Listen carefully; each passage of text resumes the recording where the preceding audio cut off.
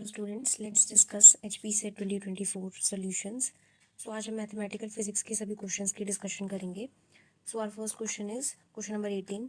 The Wronskian of k cos bx and k sin bx is. हमें चार option दिए और इसमें से हमने एक सिलेक्ट करना है। हमने बेसिकली निकालना क्या है, रॉन्स्कियन। रॉन्स्कियन निकालने का फॉर्मूला क्या होता है, determinant of y1 y2 y1 dash and y2 dash. अब y1 y2 क्या है जो हमें फंक्शंस गिवन है, ये दोनों क्या रिप्रेजेंट कर रहे हैं, y1 एंड y2। और y1 डैश और y2 डैश क्या बता रहा है, इन दोनों का डेरिवेटिव। हमने यहाँ पे लिख दिया y1 लिख दिया यहाँ पे और y2 लिख दिया, और यहाँ पे हमने क्या कर दिया y1 डैश का डेरिवेटिव एंड y2 डैश का डेरिवेटिव। अब आपको पता है cos का डेरिवेटिव क्या होता है, माइनस साइन, तो यहाँ पे माइनस साइन आएगा, और साइन का डेरिवेटिव क्या होता है, cos। और चेन रूल लगाएंगे, जब भी x की फिर से डिफ्रेंसिएशन होगी तो यहाँ पे b भी मल्टीप्लाई हो जाएगा, ठीक है। फिर हम क्या करेंगे, डिटर्मिनेंट सॉल्व करेंगे। जब हमने डिटर्मिनेंट सॉल्व किया, ये फिर हमने कॉमन ले लिया k स्क्वायर b, और हमारे पास क्या आ गया, cos square b x plus sin square b x. आपको पता ही होगा कि cos square x and sin square x क्या देता है हमें, 1। तो ये क्या आ जाएगा, k square b. So option A is correct, ठीक है। Next is question number 19। If the mean and median of data are 12 and 15 respectively, then it's mode is. अब इसमें क्या है, मॉड को कैलकुलेट करने का क्या फॉर्मूला होता है, 3 into median minus 2 into mean. ये डायरेक्ट फॉर्मूला है जिससे हम मीन और मीडियन से मॉड डायरेक्टली कैलकुलेट कर सकते हैं। अब हमारे डाटा के अकॉर्डिंग मीन क्या गिवन है हमें 12, और मीडियन के गिवन है हमें 15। हमने ये वैल्यूज पुट करी और हमें आंसर क्या मिल गया, 21। So option C is correct. अब नेक्स्ट है हमारा क्वेश्चन 32, ठीक है। अभी 32 क्वेश्चन में क्या है, if single sided 6-sided die is rolled 5 times, the probability that 6 is thrown exactly 3 times is equals to. अब हमने क्या किया, एक सिंगल साइड 6-sided डाई को क्या किया, रोल किया, कितनी बार, 5 बार, ठीक है। अब हमने प्रोबेबिलिटी क्या निकालनी है कि कितनी बार 6 आ रहा है, हमें चाहिए क्या, 6 एग्जैक्टली 3 times। अब हम इसमें यूज़ क्या करेंगे, बायनोमियल डिस्ट्रीब्यूशन। बायनोमियल डिस्ट्रीब्यूशन हम कहाँ यूज़ करते हैं, जहाँ n that is number of trials जो होते हैं फाइनाइट होते हैं। अब यहाँ पे हमें गिवन है कि 5 बार हमने डाई को रोल किया, it means 5 total number of trials है। और सक्सेसफुल ट्रायल्स कितने चाहिए, क्योंकि हमें 3 ट्रायल्स में क्या चाहिए, 3 बार हमें क्या चाहिए, उस पर 6 चाहिए डाई पे, हमने उसकी प्रोबेबिलिटी निकालनी है।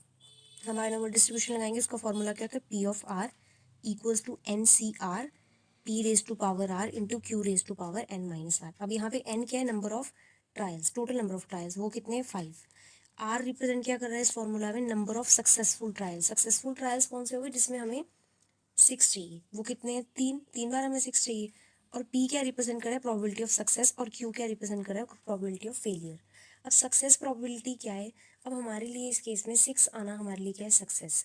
6 आने की एक डाई में क्या प्रोबेबिलिटी होती है, 1/6। और उसके अलावा 1 2 3 4 5 अगर आएगा तो वो हमारे लिए क्या है, फेलियर। इसलिए क्यू क्या आ गया, प्रोबेबिलिटी ऑफ फेलियर क्या आ गया, 5/6, ठीक है। अब हमने क्या किया, ये सब वैल्यूज हमें मिल गई, अब हमने फॉर्मूला पुट कर दिया। ये पी ऑफ 3 हम तो निकाल रहे हैं क्योंकि आर की वैल्यू क्या है यहाँ पे, 3 है, ठीक है। नंबर ऑफ सक्सेसफुल ट्रायल्स हमने पुट किया 5c3 1/6 raise to power 3 5/6 raise to power 5 5 minus 3 क्यों आया, क्योंकि इस फॉर्मूला क्या है एन, इस फॉर्मूला में क्या है एन माइनस आर, ठीक है।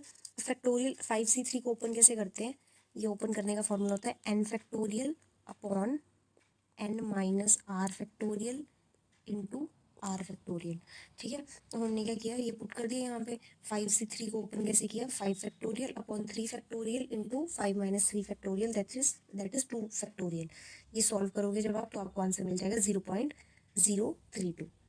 इसलिए ऑप्शन सी क्या हो गया, करेक्ट हो गया। आई होप ये फैक्टोरियल तो आप सॉल्व कर ही सकते हैं।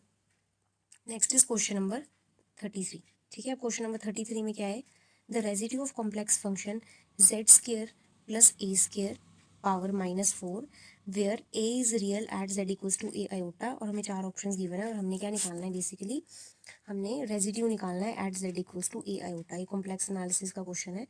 अब हमें पता है कि हम z square plus a square को कैसे लिख सकते हैं, z plus a iota into z minus a iota. जब आप इसको मल्टीप्लाई कर देंगे ना दोनों चीज़ों को, तो आपको Z square plus a square मिलेगा। इसको आप सॉल्व करके देख लेना, ठीक है। अब क्वेश्चन में हमें क्या फंक्शन गिवन है, Z square plus a square power -4।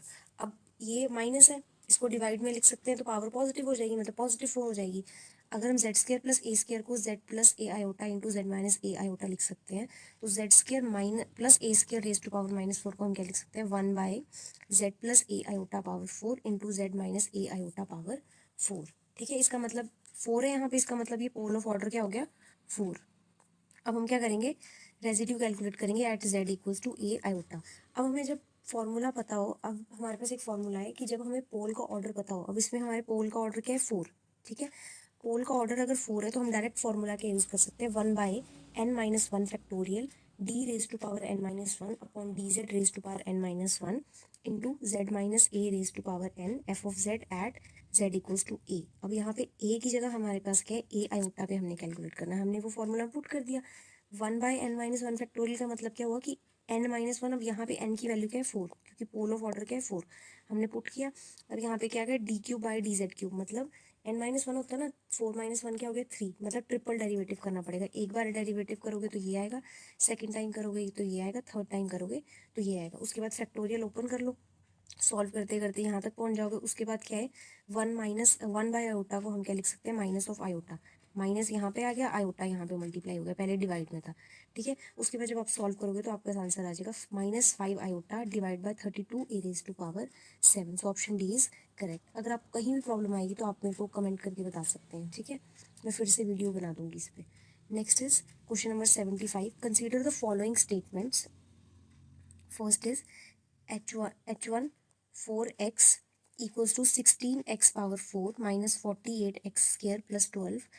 Second है L4x is equals to 16x power 4 minus 48x square plus 12। ये सब क्या है, आपको देख के पता लग रहा होगा ये कौन सा फंक्शन रिप्रेजेंट कर रहा है, h हर्माइट, और ये L कौन सा फंक्शन रिप्रेजेंट कर रहा है, ये आप सब मुझे कमेंट्स में बताएंगे, ठीक है। अब H4x और ये क्या है, अब ऐसे आपने लेजेंडरी के भी देखे होंगे P0x P1x, ये सब हमें कहाँ से मिलते हैं, इनके रॉड्रिक फार्मूला से। और ये जो टर्म्स हैं ये आपको एक्जैक्टली याद रखनी पड़ती है कि H1x की क्या वैल्यू है, H2x की वैल्यू, ये हम उनके रॉड्रिक फार्मूला में जब पुट करते हैं हमें मिल जाती है, क्योंकि जब हम कैलकुलेट करते हैं तो ये बहुत लेंथी हो जाती है, ठीक है।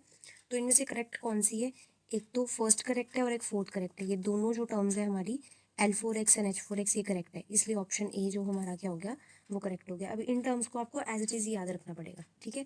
एक करेक्शन कर लेना, यहाँ पे 48x स्क्वायर आएगा, ठीक है। अब इसके अलावा एक दो मैच द फॉलोइंग क्वेश्चंस है, वो भी मैथमेटिकल फिजिक्स के हैं, वो हम नेक्स्ट वीडियो में डिस्कस